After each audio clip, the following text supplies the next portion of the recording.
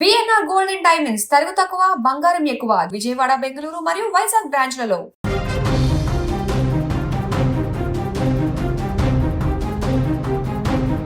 తెలంగాణలో సామాజిక భద్రతా పథకాల అమలుపై ముఖ్యమంత్రి రేవంత్ రెడ్డి కీలక నిర్ణయం తీసుకున్నారు. రాష్ట్రంలోని తలసేమియా, సెకిల్ సెల్ అనీమియా బాధితులందరికీ పింఛన్లు మంజూరు చేయాలని అధికారులను ఆదేశించారు. అర్హులను వెంటనే గుర్తించి ప్రక్రియ ప్రారంభించాలని, ఆగస్టు 15 నుంచి పింఛన్ల పంపిణీ చేపట్టాలని స్పష్టం చేశారు. ఈ నిర్ణయంతో బాధిత కుటుంబాలకు ఆర్థికంగా కొంత ఊరట లభిస్తుందని ప్రభుత్వం భావిస్తోంది. పంచాయతీరాజ్, గ్రామీణాభివృద్ధి శాఖలపై మంత్రి అనసూయ సీతక్కతో కలిసి నిర్వహించినటువంటి సమీక్ష సమావేశంలో ముఖ్యమంత్రి పలు కీలక ఆదేశాలు జారీ చేశారు.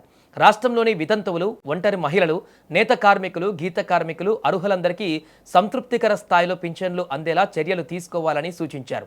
అలాగే దివ్యాంగుల మరణం తర్వాత వారి భార్యలకు పింఛన్లు మంజూరు చేసే విషయంలోనూ ఎలాంటి ఆలస్యం జరగకుండా వెంటనే చర్యలు తీసుకోవాలని అధికారులను ఆదేశించారు. ప్రజలకు సంక్షేమ పథకాలు వేగంగా చేరడమే ప్రభుత్వ లక్ష్యమని స్పష్టం చేశారు. గ్రామీణాభివృద్ధిపై కూడా ముఖ్యమంత్రి ప్రత్యేక దృష్టి సారించారు. మండల స్థాయిలో అన్ని శాఖల అభివృద్ధి పనులను ఎంపీడీఓలు సమన్వయం చేసేలా చూడాలని సూచించారు.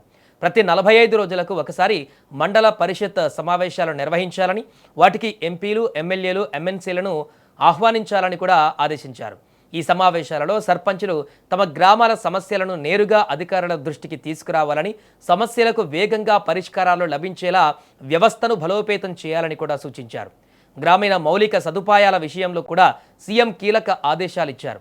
రాష్ట్రంలో తారు రోడ్డు లేని గ్రామం ఒక్కటి కూడా ఉండకూడదని స్పష్టం చేశారు. ప్రతి గ్రామానికి తారు రోడ్డు నిర్మించడంతో పాటు ప్రతి గ్రామ పంచాయతీకి ప్రత్యేక కార్యాలయం నిర్మించాలని అధికారులకు ఆదేశించారు.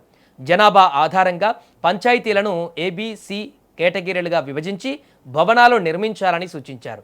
గ్రామాలలో పారిశుద్ధ్యం, ఇతర సేవలపై కార్యదర్శులు పూర్తి బాధ్యత వహించేలా చర్యలు తీసుకోవాలని చెప్పారు. ఎన్నికలు జరగని గ్రామ పంచాయతీలలో కూడా అభివృద్ధి పనులు ఆగిపోకుండా వెంటనే నిధులు విడుదల చేయాలని ముఖ్యమంత్రి ఆదేశించారు. మరోవైపు ఇందిరమ్మ చీరల పంపిణీపై కూడా సమీక్ష నిర్వహించారు. 1 కోటి మంది మహిళలకు పంపిణీ చేసే చీరలు అత్యుత్తమ క్వాలిటీ, ఆకర్షణీయమైన డిజైన్లతో ఉండాలని సూచించారు. ఇందుకోసం నిఫ్ట్ విద్యార్థుల సేవలను కూడా వినియోగించుకోవాలని తెలిపారు. నాణ్యతా విషయంలో ఎలాంటి రాజీ పడవద్దని అధికారులకు స్పష్టం చేశారు. ఎల్నినో ప్రభావాన్ని దృష్టిలో పెట్టుకుని గ్రామీణ ప్రాంతాలలో తాగునీటి సరఫరా పైన ప్రత్యేక ఫోకస్ పెట్టాలని ముఖ్యమంత్రి అధికారులను ఆదేశించారు.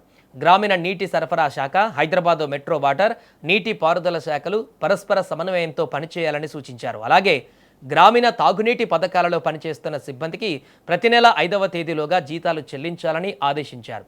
స్థానిక నీటి వనరులను సమర్థవంతంగా వినియోగించేలా ప్రణాళికలు రూపొందించాలని అధికారులకు సూచించారు. మొత్తంగా సంక్షేమ పథకాల విస్తరణ, గ్రామీణాభివృద్ధి, మౌలిక వసతులు, తాగునీటి సరఫరా వంటి అంశాలపై ముఖ్యమంత్రి రేవంత్ రెడ్డి వరుస ఆదేశాలు ఇవ్వడం రాష్ట్ర పరిపాలనలో ఇప్పుడు కీలక పరిణామంగా మారింది.